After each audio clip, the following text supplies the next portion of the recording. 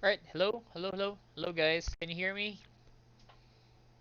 Yes, Yes sir. po, sir. Alright, so the plate, yes, it's already uploaded on Big Sky. It's just a simple exercise. Again, once again, traditional pen and paper. You're gonna be drawing a bunch of tables and chairs, angular tables and chairs. Then we're gonna be drawing these cars, the basic shapes of these cars. And once again, guys, put emphasis on proper construction and use the same method as what we have done today. Kumbaga, mirroring shapes in perspective. Yun yung kasi main idea natin ngayon. Okay, so always start in the middle and then project to the left and to the right. Or right, left. Either way, start in the middle and then project to both sides. Okay, kasi, well, the purpose of that is, let's say, well, you got to this part, right? And then you want to add the side mirror. So, let's say, ayun yung side mirror niya, di ba? You can easily project this line, itong border niya, kasi how would you know how long the side mirror is gonna be? Perspective. Screen sharing po. Wait, come again? Hello? Sir, are you screen sharing something po? Yes, I am. And I am not showing. Wala po. Oh my goodness. Okay, let me repeat again. Let me repeat again. Okay, it's a common mistake. So again, guys, sabihin nyo pag wala akong sinishare ha.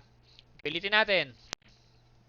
Plate number 2. You're gonna be drawing a bunch of chairs and tables. And then plate number 2, you will be drawing these cars. The side views are merely a guide. So I want you guys to draw on top of, well, not really draw on top of that. Paano ba to? Just make sure, okay, teka, traditional nga pala to. Um, you copy the side view using, copy nyo yung side view and then divide it into boxes like this. Okay, para lang makita natin na sinukat nyo nga. Kasi remember guys, the way for us to establish yung proportions ng kotse is using boxes. It's the same thing as measuring heads, 'di ba? Pag when you're drawing characters, how many heads is he tall? Is it 5 heads, 8 heads, 7 and a half, 'di ba? So we're using boxes to establish the proportions uh, tawag dun, for the plate. Yes, questions. Sino may question? Nagtaas ng kamay? Ako po, Yes, sir. Hannah. For this plate po, sir, are we allowed to use a ruler po? Yes, you can use a ruler. Okay po. Thank you, sir. Okay. Ano pa ba? Tawag doon. Uh, yeah, going back. So again, put emphasis on construction and then colored lines for the construction lines. So similar to what I did here. Sa colors, kayo nang bahala as long as hindi siya graphite na black. Kasi the graphite, the black color, will be used for the final line on top. So make sure that when you draw this, talagang malinaw na yun yung final lines sa ibabaw. So you can slightly erase yung lines nyo, yung construction lines nyo, but I still need to see them. So similar again to my demo here. Kumbaga, you can yan, you can make it like this, 'di ba? Kita pa din. But the most dominant line is the tawag dun, the final black line. Okay.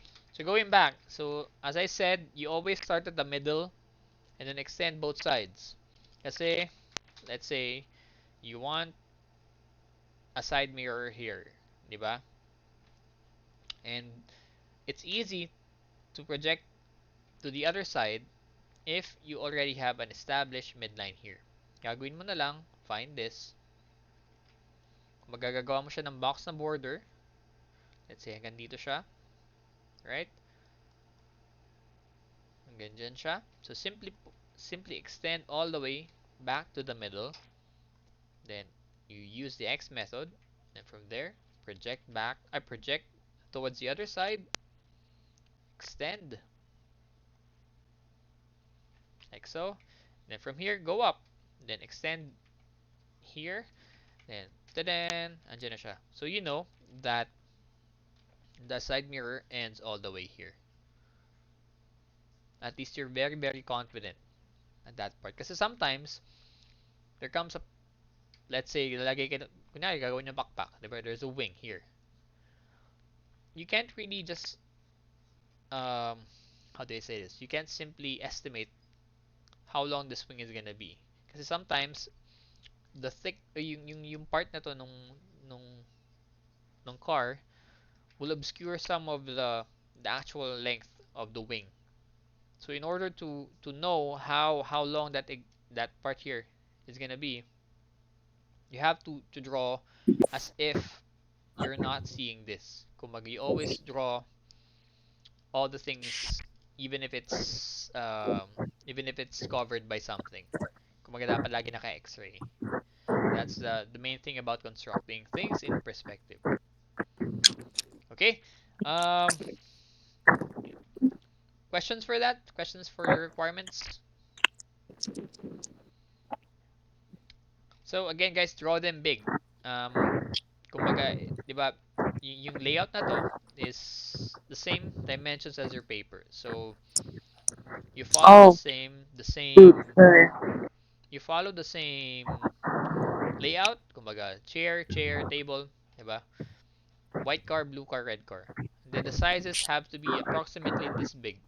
Yes, 3 drawings per paper. Exactly.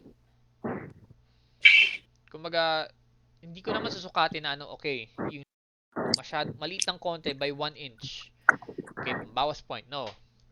Just make it close. Okay, as approximately as big as this layout is. Okay, pero of course, guys, pag sobrang liit naman ng drawing mo, doon ako Oh, that's where I draw the line. Okay, just make it similar. If it's too small, well, may minus yun sa inyo. Kasi as much as possible, guys, I want you guys to draw big drawing so you can use your arms. Questions pa? Questions pa? Excuse me po, sir. Yes, Di Kat. ba, sir, gagayahin po yung mismo yung nandun po sa screen. So, yung pinaka-first na car po talaga, maliit po. Like, yung first row po ng cars, maliit po talaga. Paano? Ito? Ay, oo, kasi side view lang yan. Like, side view lang naman siya. Ano lang to, for a guide. Sukatin nyo lang. And then you apply that same measurement sa quarter view. Wait, sir. Sorry po. Hiwalay po ba yung side view na construction drawing dun po sa pinaka parang construction ng car? Yes. Kumbaga, ito lang kasi, guide na yung gagawin nyo dito. You're just gonna create measuring lines. Kumbaga, you can actually measure this in Photoshop if you want, para saktong-sakto na. Tapos, you can apply that same measurement. Let's say, 3.5 boxes yung nasukat nyo. Gagawin nyo siyang 3/4 view kasi that's the view that we have for our car here. Now, for the perspective of the car, guys, kahit hindi naman saktong-saktong ganyan. Kasi look at this. Look at what I did here. Diba? Hindi naman parehas. Yung sa akin medyo mas top view. That's okay. As long as parehas silang quarter view. Okay? Nagets ba? Hello? Hello? Kath? Yes po, sir. Kath, naget mo ba? Nagets mo ba, Kath? Hello? I think, sir, umalis na po si Kath. Oh. Okay. Thank you, Kath. Huh. That's quick. Anyway, tawag doon. So yeah, questions? Questions, guys? Wala. Alright, so deadline. So yeah, I have adjusted it. Ginawa ko 8:30 a.m. and upload nyo sa drive. Again, guys, I'm sorry kung hindi ko naayos agad kasi well, na-share ko siya but I forgot to change it to editor. Okay? Kasi naglipat ako ng email. Dun sa kabila kong email, it's always on edit. Dito, hindi. Um, Other thing, okay, 5%, okay, deductions for the plate. Kasi, again, ulitin ko, guys. Gusto ko, when we start a new lesson, gusto ko tapos na yung plate nyo. Kasi, it's, I don't like it when people are doing the plate while I'm doing a new lecture. Yun lang, yun, natitrigger lang ako dun. Tawag doon, if you're not yet done, well, submit yun ng late. Just don't do it on our lecture time. Do it on another time. Tawag doon, for next week, since we are face to face, morning pa lang, lagay nyo na yung plates. So, plate 1 and 2. Lagay nyo na dun sa, I'm not yet sure kung nasaan yung table ko, but wherever I am, dun yung ilagay. Okay, para makita ko personally. Kasi, although pictures lang yun nasa plate, yung sa Google Drive, I really wanna check and grade your work in person. Kung baga nakikita ko. Kasi sa pictures, it can be deceiving. It can look worse than they actually are. And I just want you to submit them online para lang may record. Kasi baka sabihin, sir, nandyan yan, sir, nawala lang. How can I tell? Diba? Paano ko nawala niyo yung plate niya? At least may backup kayo. You have proof na you indeed did the plate. Then also, it's also helpful kasi if I go back and check your work, well, okay, kompleto pala talaga to. Okay, so that's it. That's it for today's session. If you have no more questions. Oh, yes, Hannah. Hello po, sir. For the first half of the plate po, the chairs and tables po, are we allowed to use the ruler po Yes, again? Or, yes. okay po, sir. Thank you po, Use sir. the ruler for now. Next week, we will do it freehand. Okay, kasi, pasensya na guys, kasi it's really hard yung setup ngayon. Kasi before, kung fully online, um, kasi last term kasi, I'm teaching BizDev, so it's digital. So no matter what the setup is, kumbaga if it's online or face to face, the same thing is gonna be happening. We're doing it digitally. And this time around, it's a bit difficult kasi nga ano tayo, face to face and online, but traditional. So I can't really see your work properly. I can't really edit your technique. Kumaga, oh, dapat ganito. Kasi I can't really see your hands, diba? As you draw them. Pag kung Photoshop, diba, I can easily paint over the stuff. I can easily teach the technique, the shortcuts, diba? But for traditional, it's hard for me to teach you guys at this kind of setup, virtual setup. Hindi ko masasabi, okay, ayusin mo kami na ganyan. Okay, so next week natin gagawin yan. Alright, no, so that's it, guys. Yes, Sir, yes, yes, yes, yes. Yes, uh, I'm wondering, sir, if we have to do it po on separate pages po, sir? Or can we just do it on one page for everything po? you have to follow the same layout here. Ito yung Edi, first if that's the case, sir, is it allowed po kung back-to-back yung page po? Or kailangan po talaga dalawa, only one side of the page? dalawang Dalawa. papel. Okay. Kasi guys, pag back to back, of course, you're gonna be I will be seeing yung other side kasi manipis lang yung papel na yan eh. Okay, so Okay, sir. Thank you. yun. Huwag kayo mahiya sa papel, okay? Kasi yung papel na yan cheap na yan eh. Kumbaga, if you still don't have that paper, sa Taft mismo sa Manila, punta kayo dun sa mga copy paper or copy machines nila dun sa may LRT. You can buy paper there. Alam ko pwede yan per sheet. Sabihin nyo lang yung size. I forgot na may size at A3. I think it's A3. Wait, let me check. Yes po, sir. 8-3. Ayan, A3. So you can buy it there by the piece. I think for the most part kasi nakita ko sa Lazada, it's 500 pieces, nasa 600 pesos. 600 plus. So it's around maybe 1 peso and maybe sabihin na natin 2 pesos per sheet. So that's not too bad. Okay, kasi hindi naman ako nag-require na kailan, okay, dapat canson paper. Okay, dapat yung high quality. Hindi pa naman yun. Okay, we are just using disposable paper para kung nagkamali kayo, well, tapon nyo, draw again. Ganun lang naman yun eh. It's not about drawing a lot of pretty drawings immediately. Important, if you guys want to improve, well, you have to draw a bunch of ugly drawings. The same thing also happens to me. Diba? Hindi naman lagi maganda in drawing. And tapon nyo lang kung pangit. Or tabi nyo lang. That's okay. As long as you keep drawing. Ayan, any questions before I dismiss you?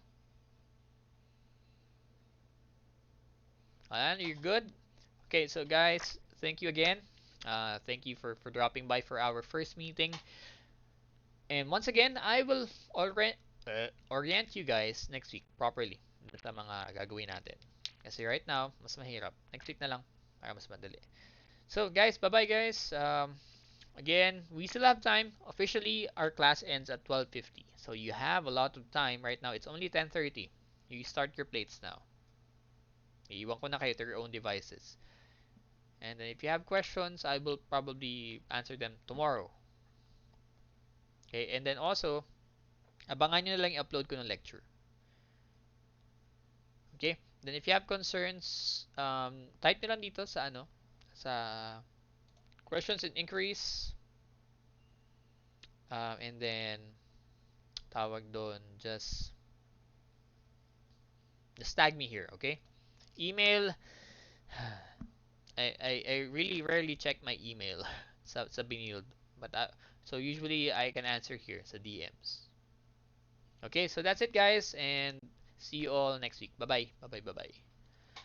Bye, thank you, sir. Goodbye. Bye-bye Thank Bye. you. Goodbye. guys. Thank you, sir. Bye-bye. Bye-bye. Bye, sir. Thank you. Bye, sir.